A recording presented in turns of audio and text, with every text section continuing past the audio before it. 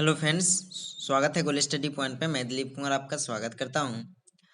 और दोस्तों, आज के इस वीडियो में हम लोग चैप्टर 6 पढ़ेंगे, जिसमें नागरिकता।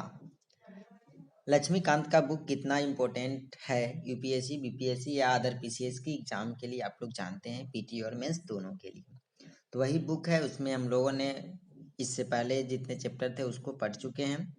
तो इस वीडियो में नागरिकता से संबंधित क्वेश्चन सबसे ज़्यादा मेंस में पूछे जाते हैं, लिखने के लिए भी। और इसमें जो नई संस्करण वाली बुक है वह है। तो चलिए इस वीडियो को पहले शुरू करते हैं। सबसे पहली बात आती है कि नागरिकता शब्द का अर्थ क्या है और इसका महत्व क्या है। देखिए, किसी अन्य आधुनिक राज्य की तरह भारत में दो तरह के लोग हैं। पहला, एक तो नागरिक और दूसरा विदेशी। सभी लोग जानते हैं, नागरिक भारतीय राज्य के पूर्ण सदस्य होते हैं और उनकी इस पर पूर्ण निष्ठा होती है। इन्हें सभी सिविल और राजनीतिक अधिकार प्राप्त होते हैं। दूसरी ओर विदेशी किसी अन्य राज्य के नागरिक होते हैं, इसलिए उन्हें सभी नागरिक एवं राजनीतिक अधिकार प्राप्त नहीं होते हैं। इनकी दो श्रेणियां होती है, एक तो विदेशी मित्र एवं दूसरा विदेशी शत्रु। तो बात समझ में आ गई होगी कि बात जो इंडिया की जो नागरिक होंगे, नागरिक कहने का अर्थ उसको सभी राजनीतिक और साथ में जो सिविल अधिकार होते हैं टोटल प्राप्त होते हैं, बल्कि जो विदेशी होते हैं या विदेशी शत्रु होते हैं उनको ये सब अधिकार प्राप्त नहीं होते हैं। इनकी श्रेणी दो श्रेणी में है, समझ चुके होंगे। विदेशी श्रेणी वे होते हैं जिनके भारत के साथ सकारात्मक संबंध होते हैं। विदेशी शत्रु वो होते हैं जिनके साथ भारत के साथ युद्ध चल रहा हो। उन्हें कम अधिकार प्राप्त होते हैं तथा वे गिरफ्तारी और नजरबंदी के विरुद्ध सुरक्षित नहीं होते। मतलब कहने का अर्थ हुआ कि ये विदेशी शत्रु और मित्र में समझ में आ चुका होगा। जो भारत के साथ संबंध सकारात्मक रखता है उसे मित्र बोलेंगे। मित्र का मतलब ही होता है, और जो युद्ध के लिए हमेशा रहेगा भारत के साथ तो उसको शत्रु बोलेंगे। तो शत्रु से वर्ड से ही पता चलते हैं। तो उन्हें क्या होता है कि उन्हें अधिकार प्राप्त नहीं होता है। जो हम लोग नागरिक है उनको जो अधिकार प्राप्त होता है, उनको विदेशी जो नागरिक होंगे, आए होंगे, नागरिकता ग्रहण करेंगे कुछ दिन बाद, उनको लेकिन जो हमें प्राप्त होंगे वो उनको पूरा प्राप्त नहीं होता है। उन्हें अधिकार गिरफ्तारी, जैसे नज़रबंदी मतलब गिरफ्तारी के बाद उनके जो कार्रवाई चलती है उसके विरुद्ध जो सुरक्षित हम लोगों को मौलिक अधिकार, बहुत सारे चीजें हैं जो उनके लिए नहीं रहते हैं। अब बात आती है संविधान। जो भारतीय संविधान भारतीय नागरिकों को निम्नलिखित अधिकार एवं विशेषाधिकार प्राप्त करता है या प्रदान करता है। जैसे विदेशियों को नहीं, जैसे कि हम लोगों को यहाँ, हम लोग नागरिक है भारत का, तो धर्म, मूल वंश, जाति, लिंग या जन्म स्थान के आधार पर विभेद के विरुद्ध अधिकार अनुच्छेद 15 में कहा गया है, वो है हम लोगों को प्राप्त। लोक नियोजन के विषय में समता का अधिकार अनुच्छेद 16 में है। वाक्य एवं अभिव्यक्ति की स्वतंत्रता, सम्मेलन, संघ, संरक्षण, निवास, व्यवसाय की स्वतंत्रता हम लोगों को है अनुच्छेद 19 के अंतर्गत। उसके बाद है संस्कृति और शिक्षा का अधिकार, शिक्षा संबंधित अधिकार जो 29-30 में है।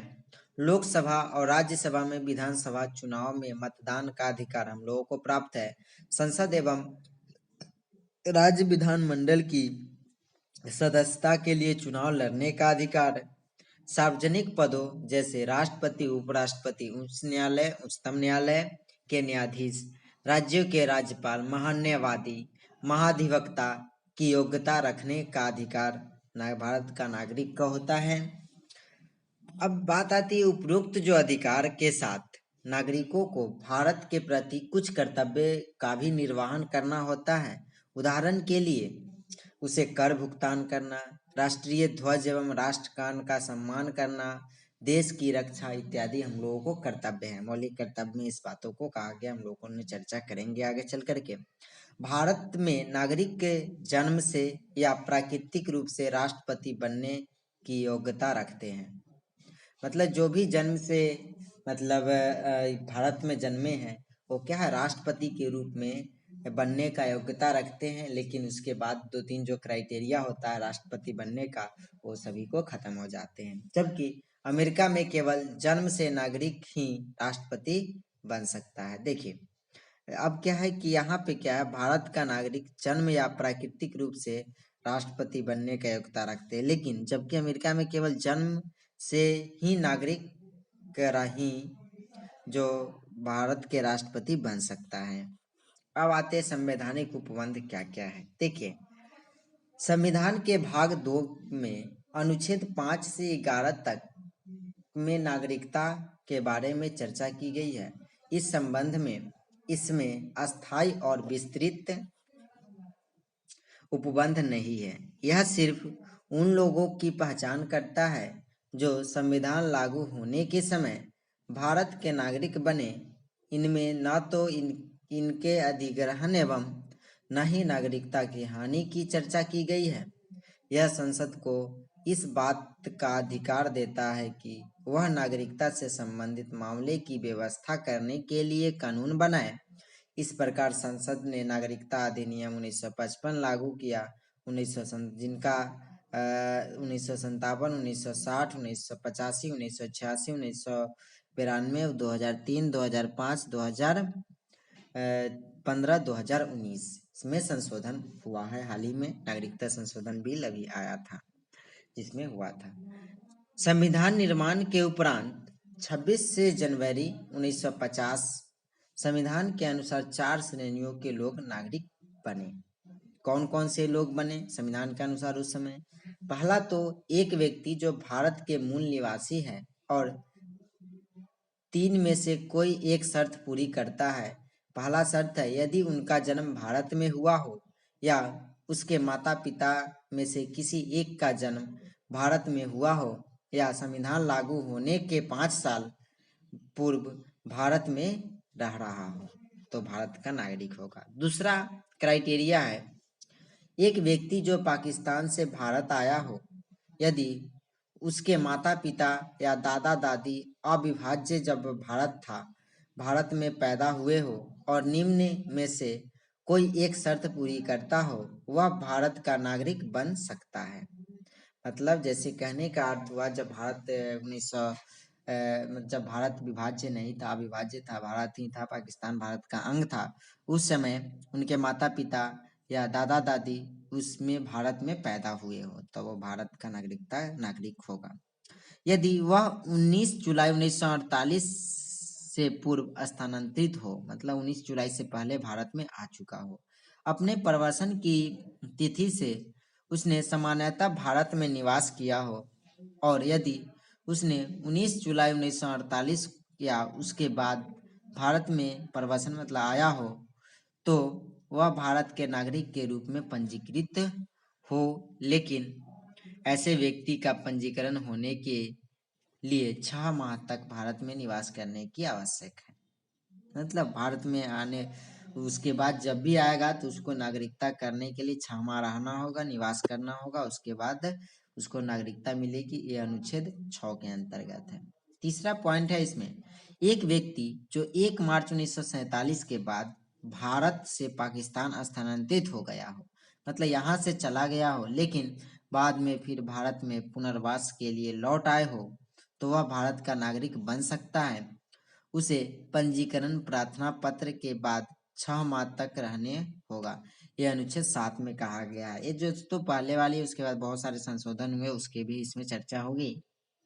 चौथा पॉइंट है एक व्यक्ति जिसके माता पिता या दादा दादी अविभाजित जब भारत में पैदा हुए हो लेकिन वह भारत के बाहर रह रहा हो फिर भी वह भारत का नागरिक बन सकता है यदि उसने भारत के नागरिक के रूप में पंजीकरण कूटनीतिज्ञ तरीके या पार्षदीय प्रतिनिधि के रूप में आवेदन किया हो। यह व्यवस्था भारत के बाहर रहने वाले भारतीयों के लिए बनाई गई ताकि वे भारत की नागरिकता ग्रहण कर सके। तो ये है आपका अनुच्छेद 8 में इस बातों को। इसके लिए कुछ पॉइंट है। पहला, कुछ इसके लिए कुछ मिलाकर के व्यवस्था का ये नागरिकता पर चर्चा करती है।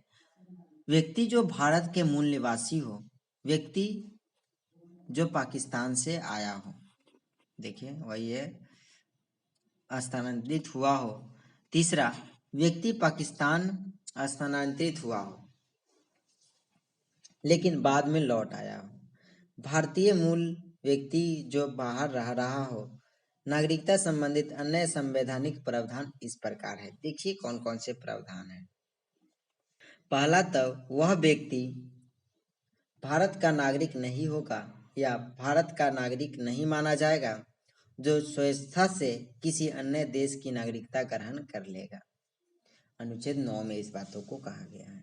दूसरा पॉइंट, प्रत्येक व्यक्ति जो भारत का नागरिक है या समझा जाता है यदि संसद इस प्रकार के किसी विधान का निर्माण करे। अनुच्छेद 10 में इस बात को कहा गया है। उसके बाद, संसद को यह अधिकार है कि वह नागरिकता के अर्जन और समाप्ति के तथा नागरिकता से संबंधित अन्य सभी विषयों के संबंध में विधि बना सकती है। अनुच्छेद 11 में इस बातों को कहा गया है। अब नेक्स्ट बातें आती है। नागरिकता अधिनियम जब 1955 हुआ उसमें क्या थी बातें, देखिए। नागरिकता अधिनियम 1955 जब लागू हुआ था, होने के बाद अर्जन और समाप्ति के बारे में उपबंध करता है। मतलब कोई धन अर्जन और समाप्ति, नागरिकता अर्जन करना और उसके समाप्ति करने के बारे में बात करती है। इस अधिनियम को अब तक 8 बार संशोधित किया गया है। ये संशोधन इस प्रकार है। नागरिकता संशोधन अधिनियम 1957, निरस्त एवं संशोधन अधिनियम 1960, नागरिकता संशोधन अधिनियम 1985, नागरिकता संशोधन अधिनियम 86, उसका संशोधन अधिनियम 92, उसके बाद 2003, 2005 और 2015, फिर 2019। अभी 2019 में जो नागरिकता संशोधन अधिनियम है, इसमें क्या बातें कही गई है थोड़ा सा चर्चा कर लेते हैं, क्योंकि ये बुक से पहले बना है। और उसमें जो 2019 में आया कि उसमें कि जो भारत, अफगानिस्तान, पाकिस्तान, बांग्लादेश से जो नागरिक भारत में आएंगे उनको नागरिकता दी जाएगी मुस्लिम को छोड़ करके, मतलब जैसे गैर मुस्लिम। इसीलिए इस पे विरोध अभी तक चल रहा था, बट कोरोना वायरस की वजह से अभी इसको मतलब विरोध तो अभी भी चल रहा था, लेकिन लॉकडाउन हो गया जिसकी वजह से नहीं चल रहा है। इसमें बातों को कही गई है, आप लोग करंट के माध्यम से पढ़े होंगे। तो चलिए आगे बढ़ते हैं। मूल रूप से नागरिकता अधिनियम 1955 ने भी सभी राष्ट्रमंडल नागरिकता प्रदान की है, लेकिन इस प्रावधान को नागरिकता संशोधन अधिनियम 2003 के द्वारा निरस्त कर दिया गया। उसके बाद फिर से अभी लागू कर दिया गया है। नागरिकता का अर्जन, देखिए नागरिकता अधिनियम 1955 नागरिकता प्राप्त करने की 5 शर्त बताते हैं, जैसे जन्म, वंशानुगत, पंजीकरण, प्राकृतिक एवं क्षेत्र समाविष्ट करने के आधार पर। मतलब क्षेत्र समाविष्ट का अर्थ क्या हुआ, जन्म तो समझ चुके होंगे कि जन्म के आधार पर जो भारत में जन्मा हो। वंशानुगत का मतलब उनके माता पिता, दादा दादी। पंजीकरण मतलब लिखवा करके, पंजीकृत करवा करके। प्राकृतिक समझ में आ चुका होगा, प्राकृतिक रूप से। उसके बाद है क्षेत्र समाविष्ट करने के आधार पर। कहने का अर्थ हुआ कि क्षेत्र का समाविष्ट का बारी बारी से इस पे चर्चा भी करेंगे। क्षेत्र समाविष्ट का अर्थ होता है कि जैसे बाहर के जो क्षेत्र है भारत में, अगर इसमें इंक्लूड होता है तो उस समय क्या होंगे कि वो जो है आपको उसके जो नागरिक होंगे वो भारत के नागरिक हो जाएंगे। जन्म से कहने का अर्थ भारत में 26 जनवरी 1950 को या उसके बाद, परंतु 1 जुलाई 1947 से पूर्व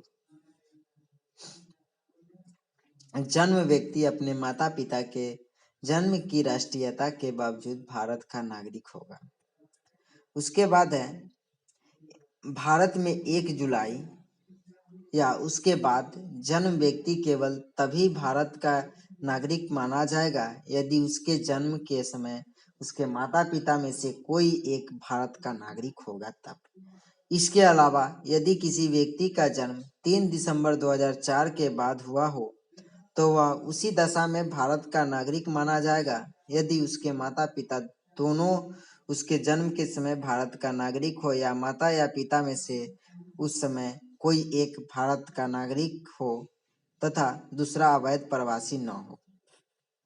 समझ में आ चुका होगा। भारत में पदस्थ विदेशी राजनयिक एवं शत्रु देश के बच्चों को भारत का नागरिकता की अर्जन करने का अधिकार नहीं देता। देखिए, जैसे पाकिस्तान हुआ, विदेशी उसे शत्रु देश है, उसके बच्चों को भारत का नागरिकता अर्जन करने का अधिकार नहीं देता है। अब वंश के आधार का अर्थ क्या हुआ?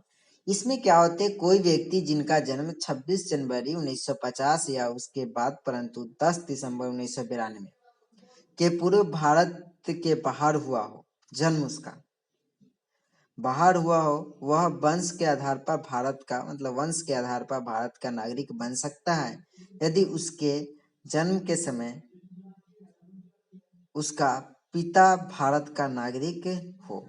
मतलब उसके पिता होंगे जब उसका जन्म बाहर में ही हुआ हो, बट उनका जो पिता है भारत का नागरिक हो, उस समय उसका जन्म जब बाहर में ही हुआ हो तब वो भारत का नागरिक हो सकता है।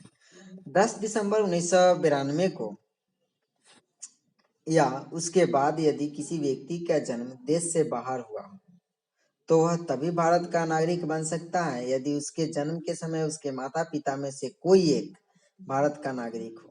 3 दिसंबर 2004 के बाद भारत से बाहर जन्मे कोई व्यक्ति वंश के आधार पर भारत का नागरिक नहीं हो सकता यदि उसके जन्म के 1 वर्ष के भीतर भारतीय कंसुलेट उसके जन्म का पंजीकरण न करा दिया गया हो, केंद्र सरकार की सहमति और उक्त अवधि के पंजीकरण न हुआ हो। इस प्रकार के बच्चों को भारतीय कौंसिलेट पंजीकरण कराते समय आवेदन पत्र माता पिता को आशय शपथ पत्र देना होगा कि उसके बच्चे के पास किसी अन्य देश का पासपोर्ट नहीं है।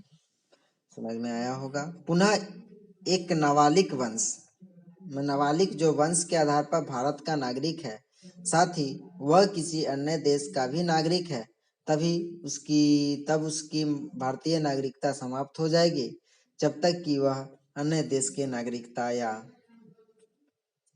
राष्ट्रीयता का परित्याग वयस्क होने के 6 माह के अंदर नहीं कर देता।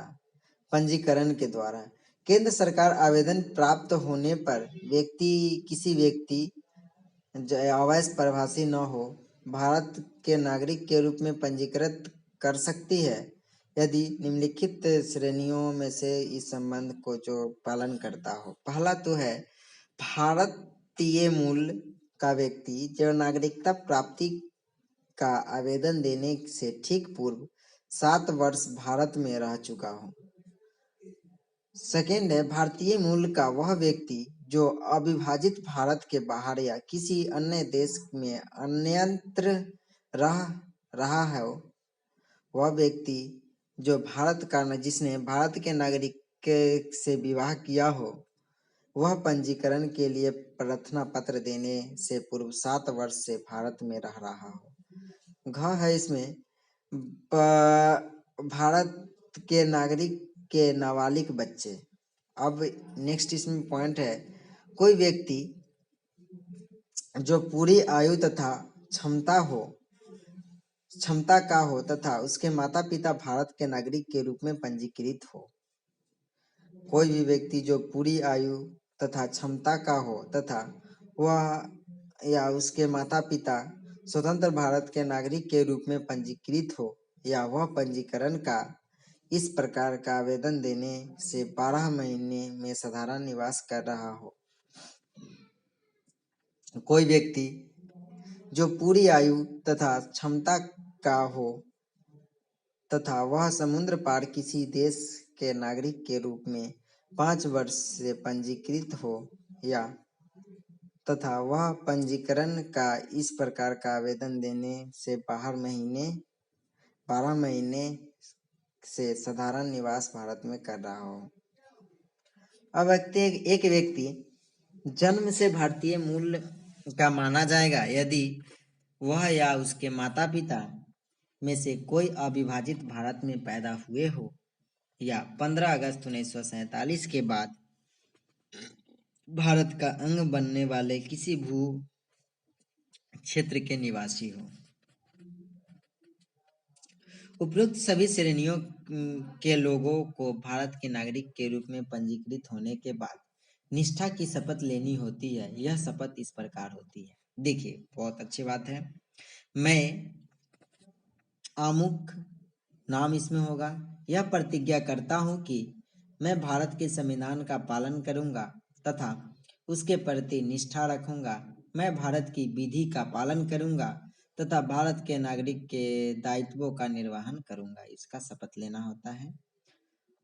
तब अब आते हैं प्राकृतिक रूप से क्या अर्थ है। देखिए,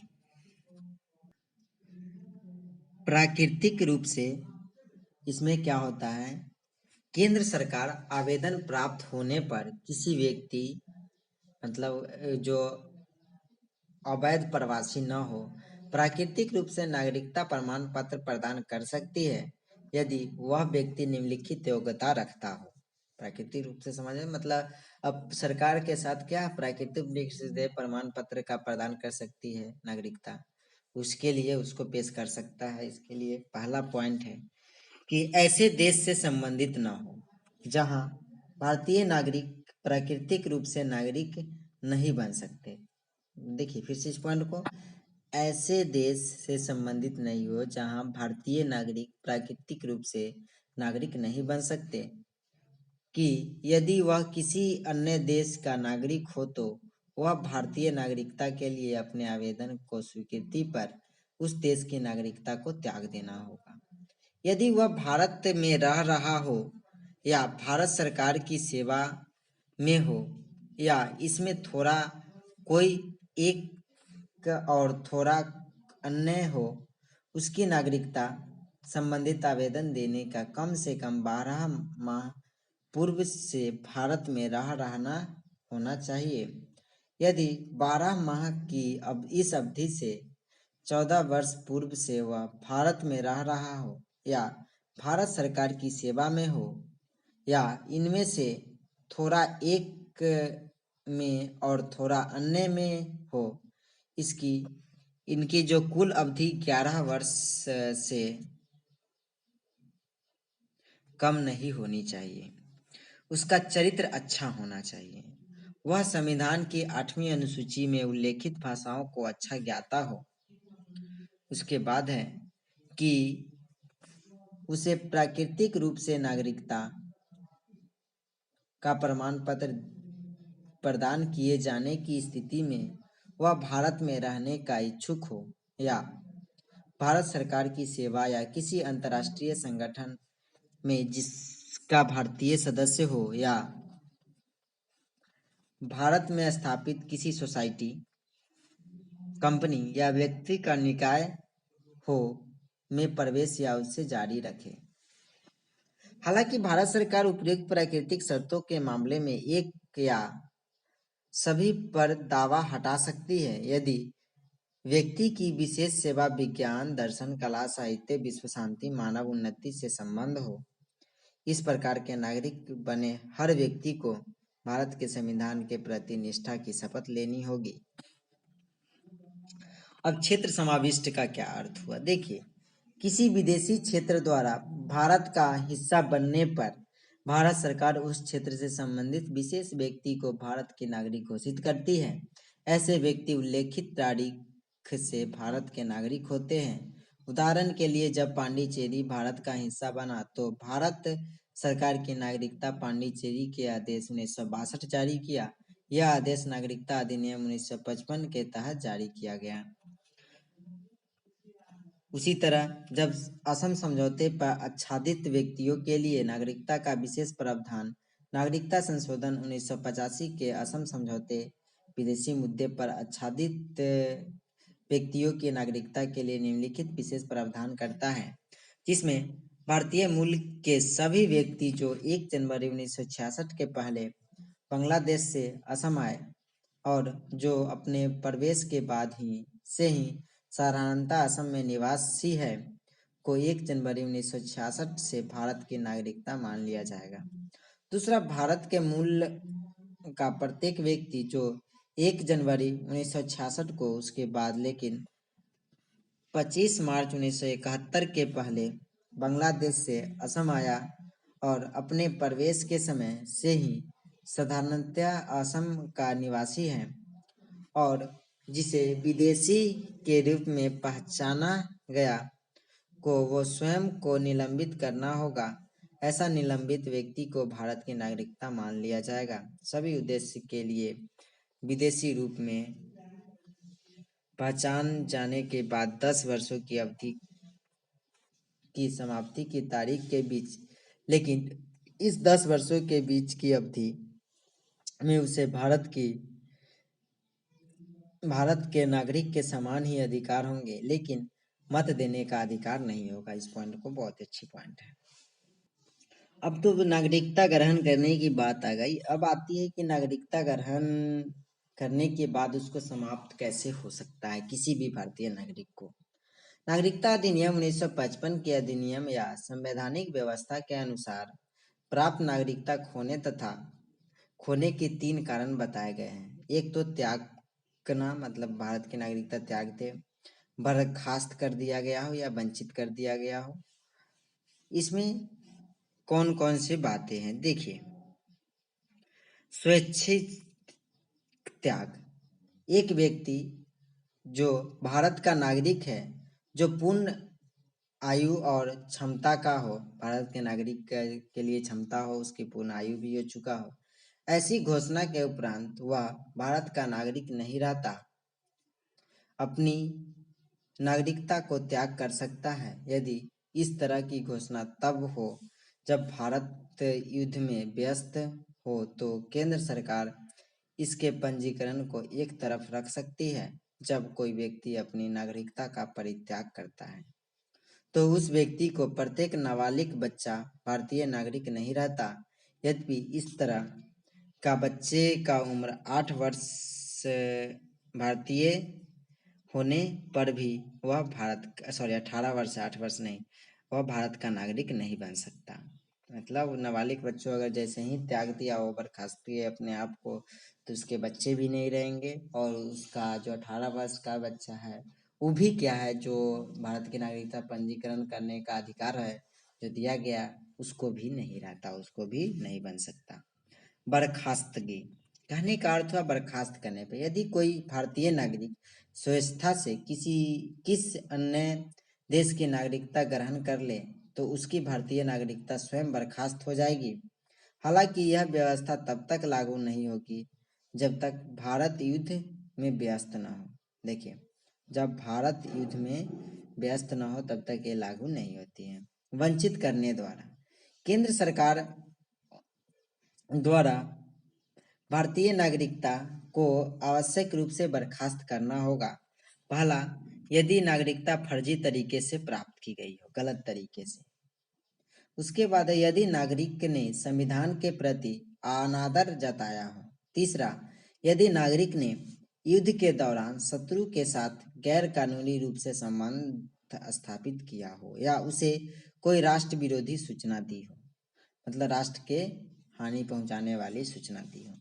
पंजीकरण या प्राकृतिक नागरिकता के 5 वर्ष के दौरान नागरिक को किसी देश में 2 वर्ष की कैद हुई हो। मतलब देखिए, जब वो व्यक्ति हो जो प्राकृतिक रूप से या पंजीकरण के द्वारा भारत की नागरिकता ग्रहण कर लिया, परंतु उसको क्या हुआ, उसके दौरान जैसे ही ग्रहण किया तो 5 वर्ष के दौरान, 5 वर्ष के अंदर किसी देश के 2 वर्ष के कैद हुआ होगा तो उसको वंचित करना होगा।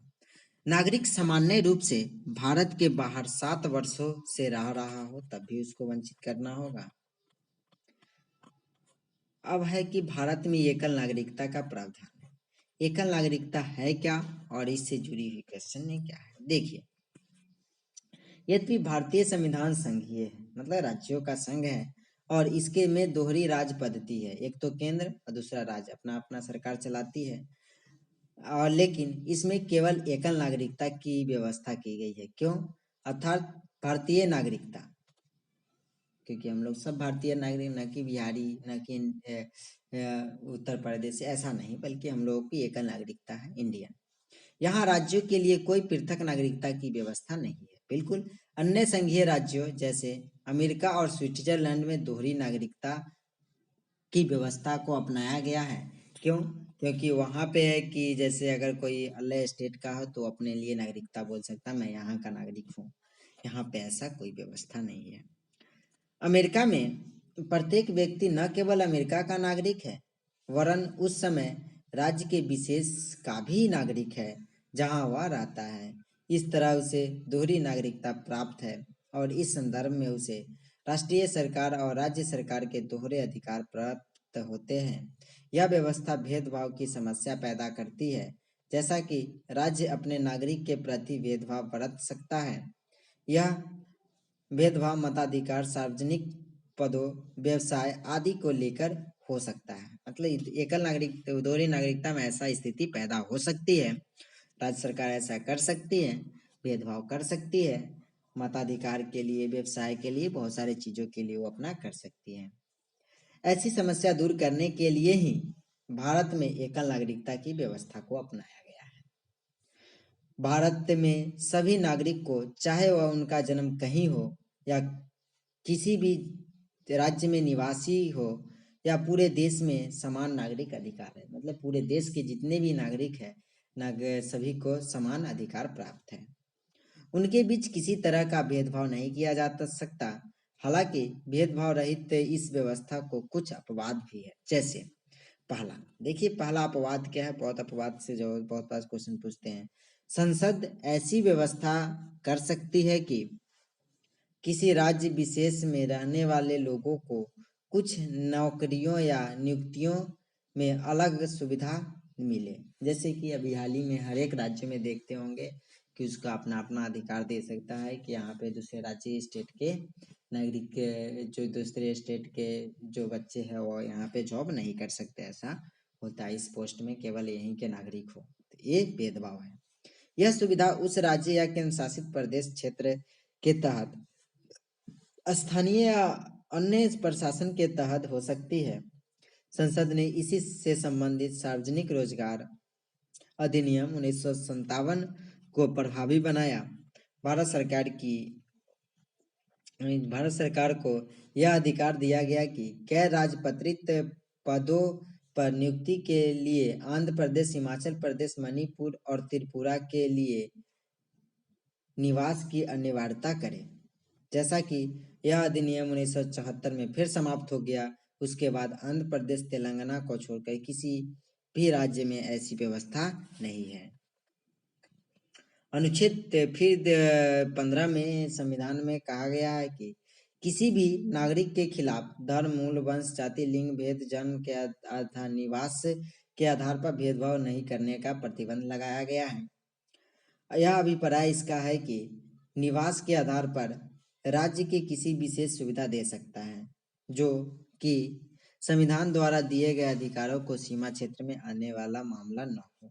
उदाहरण के लिए, एक राज्य अपने निवासियों के लिए शैक्षणिक शुल्क में छूट दे सकता है। ऐसा होता ही है। निवास या घूमने की स्वतंत्रता, ये 19 के अंतर्गत है। अनुसूचित जनजाति के लिए, उनके हित के लिए या उनके सुरक्षा का विषय है। दूसरे शब्दों में, जनजातीय क्षेत्रों में प्रवेश एवं निवास प्रतिबंधित है। अभी भी ऐसा है, समझ सकते हैं। निश्चित रूप से ऐसी व्यवस्था उनकी विशेष संस्कृति, भाषा, रिवाज, रीति रिवाज को आदि को बचाने के लिए किया गया है। यही नहीं, यह अव्यवस्था उनकी संपत्ति एवं परंपरा को बचाने एवं उनके शोषण के विरुद्ध का सुरक्षा कवच है। समझ सकते हैं इस बातों को। इसलिए अंडमान निकोबार के कुछ ऐसे द्वीप है जहाँ पे आप चाहेंगे निवास नहीं कर सकते। घूमने भी जाते हैं तो वहाँ पे जनजातीय लोग मार देते हैं। जम्मू अभी हाल ही में मार दिया था 2018 में। जम्मू कश्मीर एवं के मामले में राज्य विधानमंडल को शक्ति दी गई है कि वह स्थानीय निवासियों की व्याख्या करे और राज्य सरकार के तहत रोजगार एवं अधिकार मामले में उन्हें विशेष सुविधाएं दे। तो ये भी अभी समाप्त कर दिया गया है, जो जम्मू कश्मीर को 2 भागों में डिवाइड करके और धारा 370 हटाने के बाद तो वहाँ पे अब संपत्ति आप लोग खरीद सकते हैं। पहले था कि यहाँ पे संपत्ति नहीं ग्रहण कर सकते थे, वहाँ निवास नहीं कर सकते थे, वहाँ अन्य छात्रवृत्ति, अन्य सरकारी व्यवस्था के अनुसार अलग अलग होती थी और आप सब कर सकते हैं। अभी केंद्र शासित प्रदेश बन चुका है। अब आते हैं भारत का संविधान कनाडा की तरह एकल नागरिकता का उपबंध करता है और एकीकृत अधिकार है कुछ मामलों को छोड़कर। समझ में आ चुका होगा। यह व्यवस्था भाईचारे और लोगों के बीच एकता बनाए रखने के लिए की गई है ताकि एक शक्तिशाली भारतीय राष्ट्र की स्थापना हो सके। इसके बावजूद भारत में सांप्रदायिकता दंगे, वर्ग संघर्ष, जातीय युद्ध, भाषाई विवाद आदि होते रहते हैं, आप लोग जानते हैं और अभी भी हो रहे हैं। इस तरह संविधान निर्माताओं का एकीकृत भारतीय राष्ट्र निर्माण करना जो लक्ष्य है, निर्माण का लक्ष्य पूरा नहीं किया जा सकता। फिर भी विदेशी भारतीय नागरिकता, अब इसमें देखिए क्या है। सितंबर 2000 में भारत सरकार के विदेश मंत्रालय है ने भारतीय डायस्पोरा पर LM सिंघवी की अध्यक्षता में एक उच्च स्तरीय समिति गठन किया। कमेटी को वैश्विक भारतीय डायस्पोरा के व्यापक अध्ययन करने तथा उनके साथ रचनात्मक संबंध बनाने के उपायों पर अनुशंसा देने का कार्य सौंपा। समिति ने अपनी रिपोर्ट जनवरी 2002 में सौंपी। इसने नागरिकता अधिनियम 1955 में संशोधन की सिफारिश की ताकि भारतीय मूल के व्यक्तियों को दोहरी नागरिकता प्रदान की जा सके, लेकिन कुछ विशेष देशों में रहने वालों को ही। उसी अनुसार क्या हुआ, नागरिकता संशोधन अधिनियम 2003 में विदेशी भारतीय नागरिकता का प्रावधान किया गया। 16 निर्दिष्ट देशों के POI यानी भारतीय मूल के व्यक्तियों के लिए पाकिस्तान और बांग्लादेश को छोड़कर इस अधिनियम ने मुख्य अधिनियम के राष्ट्रमंडल नागरिकता से संबंधित सभी प्रावधान हटा दिए। बाद में नागरिकता संशोधन अधिनियम 2005 में सभी देशों के भारतीय मूल के व्यक्ति को विदेशी भारतीय नागरिकता प्रदान करने का प्रावधान किए गए, जब तक कि उनके गृह देश स्थानीय कानून के अनुसार दोहरी नागरिकता प्रदान हो। पुनः नागरिकता संशोधन अधिनियम 2015 के मुख्य अधिनियम में विदेशी भारतीय नागरिकता OCI संबंधित प्रावधानों को संशोधित कर दिया। इसने भारतीय विदेशी नागरिकता कार्ड होल्डर के नाम से एक नई योजना शुरू की, जिसमें POI कार्ड स्कीम तथा OCI कार्ड स्कीम को मिलाकर दिया गया। PIO कार्ड स्कीम को 19/8/2002 में शुरू किया गया तथा उसके बाद OCI कार्ड स्कीम 2001-12-2005 में शुरू की गई थी। दोनों स्कीम के साथ चल रही थी। वैसे OCI स्कीम अधिक लोकप्रिय थी। आवेदक इसका भ्रम की स्थिति में थे। आवेदकों का भ्रम दूर कर रहे अधिक सुविधाएं प्रदान करने के लिए भारत सरकार ने POI तथा OCI को मिलाकर एक स्कीम सूत्रण किया, जिसमें दोनों स्कीमों को सकारात्मक पक्षों को शामिल किया गया और इस प्रकार उद्देश्य की पूर्ति के लिए नागरिकता अधिनियम 2015 अधिनियम पारित किया गया। या अधिनियमित का अर्थ वही हुआ, पारित किया गया। POI स्कीम 2015 के 9/1/2015 के प्रभाव को रद्द कर दी गई और यह अधिसूचित किया गया कि सभी चालू POI कार्ड धारक 2015 से OCI कार्ड धारक माने जाएंगे। देखिए, नागरिकता जो संशोधन अधिनियम 2015 में विदेशी भारतीय नागरिक को बदलकर विदेशी भारतीय नागरिक कार्ड धारक कर दिया और इसके मुख्य जो अधिनियम में निम्नलिखित प्रावधान किए गए। देखिए, पहला तो जो था विदेशी भारतीय नागरिक कार्ड होल्डर का निबंधन। भारत सरकार आवेदन प्राप्त होने पर किसी विदेशी भारतीय नागरिक कार्ड धारक होल्डर को पंजीकृत कर सकती है। पहला उसमें पूर्ण आयु या क्षमता वाले कोई व्यक्ति जो कि किसी अन्य देश के नागरिक है लेकिन संविधान लागू होने के समय अथवा उसके बाद भारत के नागरिक था, अथवा जो कि किसी अन्य देश के नागरिक है लेकिन संविधान लागू होने के समय भारत का नागरिक होने के लिए अरे था, मतलब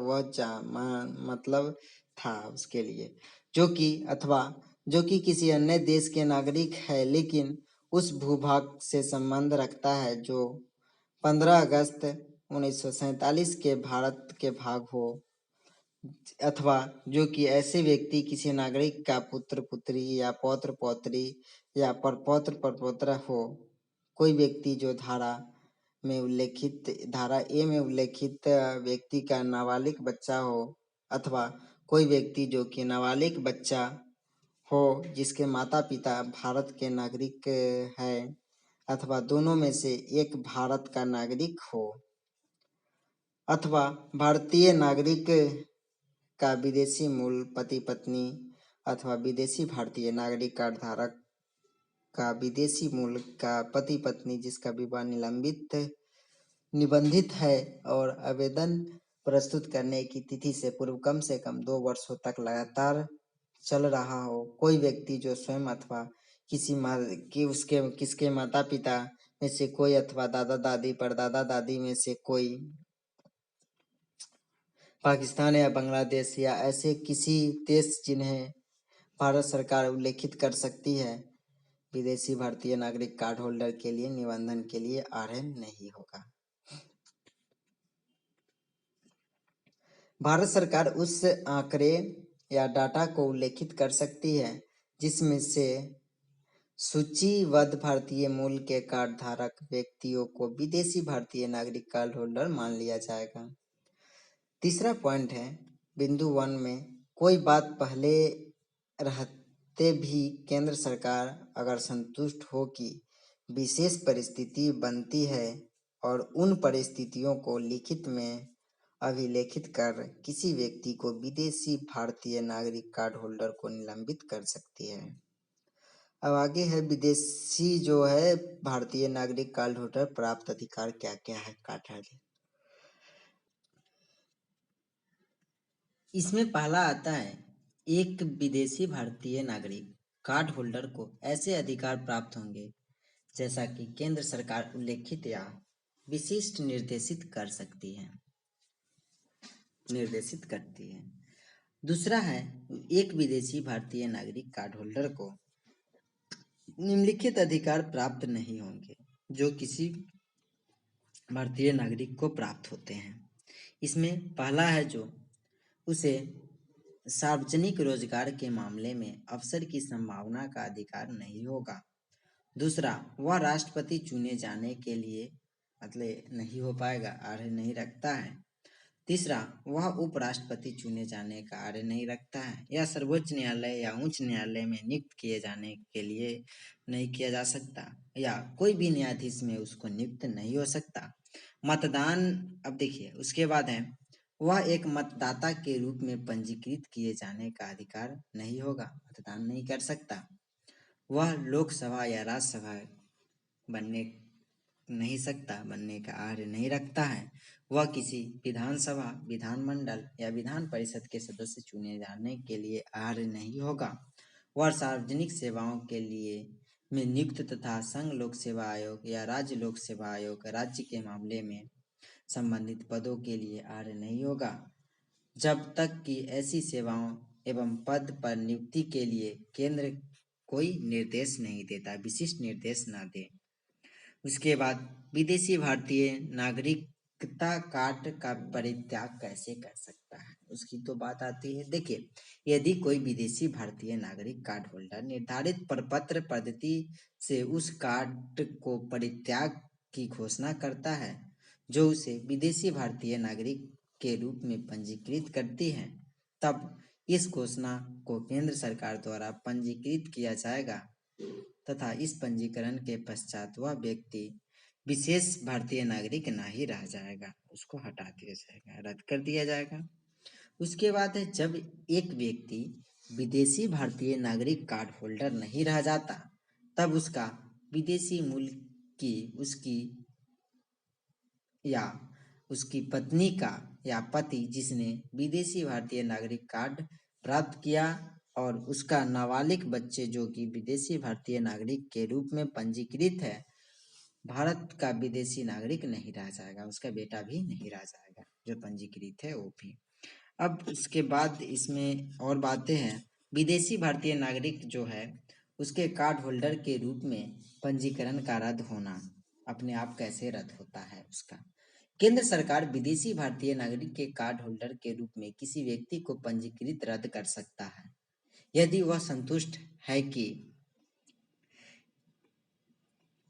विदेशी भारतीय नागरिकता कार्ड होल्डर धोखाधड़ी या असत्य प्रतिनिधित्व अथवा भौतिक साक्ष्य को छुपाकर प्राप्त की गई है, अथवा विदेशी भारतीय नागरिक कार्ड होल्डर ने भारत के संविधान के प्रति अनिष्ठा प्रदर्शित की है, अथवा विदेशी भारतीय नागरिक कार्ड होल्डर ने ऐसे किसी युद्ध जिसमें भारत की संलग्न के दौरान शत्रु के साथ गैर कानूनी संपर्क स्थापित किया गया है, अथवा विदेशी भारतीय नागरिक कार्ड होल्डर ने पंजीकरण के 5 वर्षों के अंदर 2 वर्षों से कम की कैद की सजा भुगती है, अथवा यदि ऐसा करना भारत के संप्रभुता और अखंडता की सुरक्षा और किसी दूसरे देश के साथ मैत्रीपूर्ण संबंध अथवा सामान्य जनता के हित में हो, अथवा किसी विदेशी भारतीय नागरिक कार्ड होल्डर का विकास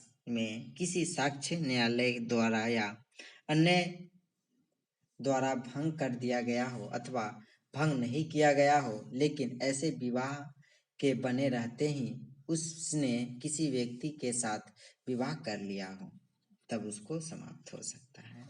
अब आते हैं इसमें कुछ बातें जो हम लोगों ने बातें की ऊपर, उसका जो तालिका के माध्यम से थोड़ा समझने की कोशिश करते हैं जिससे आसानी से याद रखा जा सके। देखिए, पहली पॉइंट इसमें है एनआरआई जो आप लोग सुनते होंगे, और पीओआई और ओसीआई कार्ड होल्डर की तुलना में क्या क्या पॉइंटें हैं, कौन है जो एनआरआई है, कौन है जो पीओआई है और कौन है जो ओसीआई है। देखिए, एनआरआई जो भारतीय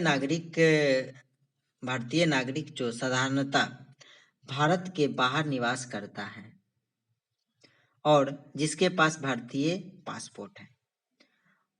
पीओआई मतलब भारतीय मूल के व्यक्ति। पीओआई कौन है? एक व्यक्ति जो भारत अथवा जिसका कोई पूर्वज भारतीय नागरिक और वर्तमान में अन्य देश की नागरिकता या राष्ट्रीयता धारण करता है या करती है, जिसका वह विदेशी पासपोर्ट धारक है, वो पीओआई होगा। एक व्यक्ति जो विदेशी भारतीय नागरिक ओसीआई कार्ड होल्डर को नागरिकता मतलब इसमें क्या हुआ, ओसीआई का अर्थ हुआ जो विदेशी नागरिक ओसीआई मतलब इसका भाई विदेशी नागरिक होता है, कार्ड होल्डर हो, विदेशी कार्ड होल्डर हो जो नागरिकता अधिनियम 1955 के अंतर्गत भारत में रह रहा हो, उसके लिए कौन आर है, मतलब इसके लिए कौन आर है, मतलब है एनआरआई के लिए, तो आपको ये है नहीं। उसके बाद है निम्नलिखित कोटि के विदेशी नागरिक ओसीआई कार्ड होल्डर के रूप में पंजीकृत के लिए योग्यता क्षमता रखता है। उसके बाद है इसमें उसी के लिए सबसे ज्यादा प्रावधान किए गए हैं जो विदेशी भारतीय नागरिक हैं, विदेशी जो आए हैं भारत में नागरिकता ग्रहण किए उनके लिए। देखिए, जो प्रावधान ऊपर में चर्चा की उसी बातों को इसमें कहा गया है। पहला पॉइंट है इसमें, जो संविधान लागू होने के समय 26/1 मतलब संविधान 26 जनवरी को लागू हुआ था, उसके बाद भारतीय नागरिक अथवा जो संविधान लागू होने मतलब वही बोलेंगे, आप लोग डेट देख सकते हैं, भारत का नागरिक बनने के लिए मतलब योग्यता रखता है, अथवा भूभाग के निवासी था जो 15 अगस्त 1947 को भारत का अंग बन गया, अथवा जो ऐसे व्यक्ति नागरिक के पुत्र पुत्री पौत्र परपौत्र अथवा उल्लेखित व्यक्तियों को नाबालिग संतान, जो नाबालिग बच्चा है, उसके माता पिता भारत के नागरिक है अथवा दोनों में से कोई एक भारत का नागरिक है अथवा भारत के नागरिक की विदेश मूल का पति पत्नी अथवा विदेशी भारतीय नागरिक कार्ड होल्डर की विदेशी मूल का पति पत्नी उसका नागरिकता अधिनियम 1955 के अंतर्गत पंजीकरण हुआ हो और यह विवाह आवेदन की प्रस्तुति तुरंत पहले लगातार कम से कम वर्षों तक चला। प्राप्ति कैसी होगी? जो योग्यता व्यक्तियों को ऑनलाइन आवेदन देना होगा। अब तो ऑनलाइन हो गया है। कहाँ आवेदन करना है? उस समय जब तक कि ऑनलाइन भुगतान सुविधा आरंभ होती है, निम्नलिखित निर्देश का पालन किया जाएगा। पहला, ऑनलाइन आवेदन का प्रिंट आउट हर प्रकार के पूर्ण करके संलग्न के साथ डिमांड ड्राफ्ट तथा फोटो की 2 प्रतियों सहित भारतीय मिशन पोस्ट, जिसका उस देश के अंदर क्षेत्राधिकार हो जहां का आवेदक नागरिक है, या यदि वह अपनी नागरिकता देश में नहीं रह रहा है या रह रही है, भारतीय मिशन पोस्ट जिसका क्षेत्राधिकार उस क्षेत्र में हो जिसका आवेदक धारणता एक निवासी है, उसी के लिए जो कार्ड होल्डर के यदि आवेदन भारत में रह रहा है, ऑनलाइन आवेदन का प्रिंट आउट जो हर प्रकार से पूर्ण हो और उसको डिमांड ड्राफ्ट फोटो 2 प्रतियां विशेषी पंजीकरण कार्यालय में अपने क्षेत्राधिकार नियंत्रण के अनुसार जमा करेगी जिस क्षेत्र में आता हो। शुल्क उसके लिए कितना है? देखिए, या यदि आवेदन अन्य देश में भारतीय मिशन पोस्ट में जमा किया जाता है तो $275 अथवा स्थानीय मुद्रा के समतुल्य होगा। यदि आवेदन भारत में ही जमा किया गया हो तो 15,000 रुपये। जिन देशों के नागरिक मतलब योग्यता रखता है, कोई भी व्यक्ति जो स्वयं अथवा उसके माता पिता, एक दादा दादी, परदादा दादी में से कोई पाकिस्तान, बांग्लादेश, अन्य देश जिसके बारे में केंद्र सरकार ने विशिष्ट निर्देश दिया हो का नागरिक है या रहा है, विदेशी नागरिक कार्ड होल्डर के रूप में पंजीकृत करने के लिए उसका योग्यता नहीं है। क्या लाभ प्राप्त होंगे? देखिए, सभी लाभ जो एनआरआई को प्राप्त होते हैं भारतीय नागरिक को, जैसा कि भारत सरकार समय का अधिसूचना जारी करता है, कोई विशेष लाभ नहीं मिलेगा ओसीआई को, पीओआई को। उसके बाद इसको मिलेगा प्रविष्ट वाला आजीवन वीजा। भारत आने के लिए चाहे किसी भी देश से, हालांकि ओसीआई कार्ड होल्डर को भारत में शोध कार्य के लिए विशेष अनुमति देनी होगी, जिसके लिए वे इंडियन मिशन पोस्ट FRRO में आवेदन की प्रस्तुत कर सकता है। एक RRO foreign regional registration officer अथवा FRO के साथ पंजीयन से छूट भारत में कितने भी लंबे ठहराव के लिए। अप्रवासी मतलब एनआरआई जो के अलावा आर्थिक, वित्तीय, शैक्षणिक क्षेत्र, उपबंध हर सुविधा में बराबरी, लेकिन कृषि अथवा बागान परिसंपत्तियों के अधिग्रहण के मामलों को छोड़कर। उसके बाद है उसी को चौथा जो पॉइंट आते हैं, पंजीकृत विदेशी भारतीय नागरिक कार्ड होल्डर भारतीय बच्चों के अंतर्देशीय दत्त ग्रहण के मामले में अप्रवासी भारतीय एनआरआई के समान समझे जाएंगे। इसको आप लोग 2 बार वीडियो को देखेंगे तो पूरे अच्छे से फिर से क्लियर हो जाएंगे। पंजीकृत विदेशी भारतीय नागरिक कार्ड होल्डर भारत में घरेलू उड़ान किराए के मामले अप्रवासी भारतीय एनआरआई के बराबर समझे जाएंगे। छठा पॉइंट है पंजीकृत विदेशी भारतीय नागरिक कार्ड होल्डर भारत से राष्ट्रीय उद्यानों एवं वन्य जीव अभ्यारण्य में वही प्रवेश शुल्क लिया जाएगा जो घरेलू आगंतुकों से लिया जाता है। उसके बाद अप्रवासी भारतीयों के साथ निम्नलिखित के संबंध में सफलता। एक तो है राष्ट्रीय संग्रहालय, ऐतिहासिक स्थलों आदि में प्रवेश के लिए प्रवेश शुल्क। निम्नलिखित व्यवसाय करने के लिए प्रासंगिक कानून के प्रावधान के लिए पालन करते हुए डॉक्टर, डेंटिस्ट, नर्स, वकील, फार्मासिस्ट, वास्तुकार तथा चार्टर्ड अकाउंटेंट कर सकता है। All India pre medical test तथा अन्य परीक्षाओं के अर्हता प्राप्त योग्यता प्राप्त करने हेतु भाग लेना प्रासंगिक कानून में निहित प्रावधान के अनुपालन में होगा। राज्य सरकार को सुनिश्चित करना चाहिए कि ओसीआई कार्ड होल्डर पंजीकरण उनको प्रदान किए जाने वाली किसी भी सेवा के लिए उसके पहचान पत्र के रूप में व्यवहार हो। यदि आवास के प्रमाण की आवश्यकता हो, ओसीआई कार्ड होल्डर यह शपथ पत्र दाखिल कर सकता है कि कोई विशेष पता भारत में उसके आवास स्थान के रूप में व्यवहृत हो।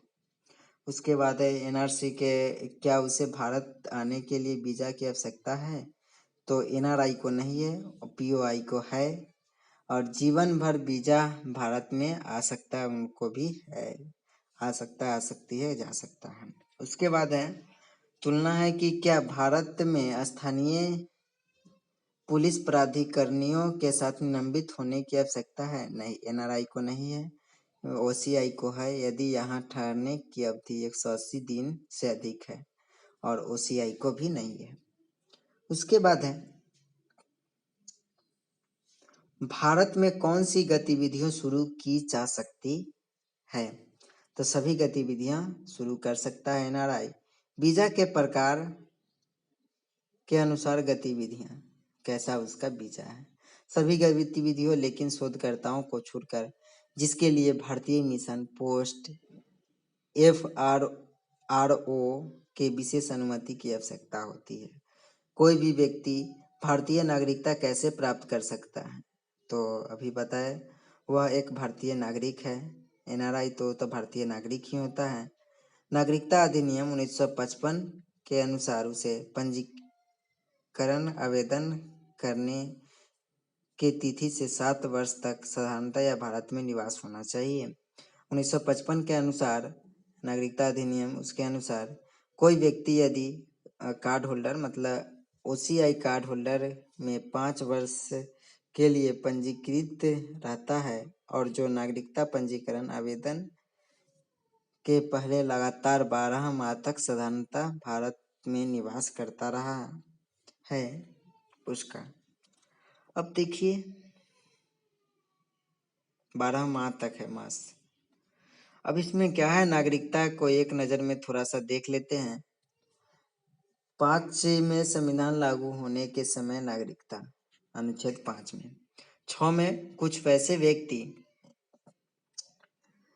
के नागरिकता अधिकार जिन्होंने पाकिस्तान से भारत में प्रव्रजन किया है।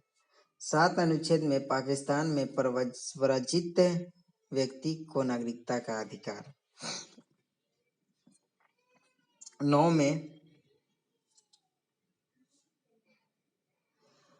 जो व्यक्ति स्वेच्छा से विदेशी राज्य की नागरिकता प्राप्त कर ले उन्हें नागरिकता नहीं मिल सकती। 8 में भारतीय मूल वैसे लोगों के नागरिकता का अधिकार जो भारत के बाहर विकास कर रहे हैं। अनुच्छेद 10 में नागरिकता अधिकार की निरंतरता। 11 में संसद द्वारा कानून बनाकर नागरिकता अधिकारों का नियमन। उसके बाद 2015 में एक झलक देख लेते हैं। 55 धारा मतलब 1 में क्या है कि संक्षिप्त शीर्षक व्याख्या है उसके बारे में। धारा 2 में नागरिकता ग्रहण, तो नागरिकता जन्म से, वंश के पंजीकरण से, प्राकृतिक रूप से, समझौते से, व्यक्ति के मतलब आवर्तित व्यक्तियों का नागरिकता संबंधित विशेष प्रावधान, और भू सम्मिलीकरण से नागरिकता अनुच्छेद में, ये सब 7 में है। जब सम्मिलित कर लिया जाएगा 7A में, देखिए कुछ है बातें। 7A में विदेशी भारतीय नागरिक कार्ड होल्डर का पंजीकरण विदेशी भारतीय नागरिक कार्ड होल्डर का अधिकार प्रदान बी में। सी में है जो नागरिक का कार्ड परित्याग। डी में है जो कार्ड होल्डर के रूप में पंजीकरण रद्द। उसके बाद नागरिकता समाप्ति। नागरिकता समाप्ति 8 में परित्याग के द्वारा, 9 में है नागरिकता समाप्त करना, सरकार करती है तो, और नागरिकता से वंचित करना 10 में। उसके बाद है इसका एक परिशिष्टिक या पूरक। देखिए जो पढ़ते हैं 11 में है राष्ट्रमंडलीय नागरिकता निरस्त कर सकती है और कतिपय देशों के नागरिकों को भारतीय नागरिक के समान अधिकार देना या निरस्त करना। 13 में है संदेह की स्थिति में नागरिकता प्रमाण पत्र। धारा 14 में 5(6) जो धारा है एवं 7(a) के अंतर्गत आवेदन का निस्तारण। 14(a) में है राष्ट्रीय पहचान पत्र पर जारी करना।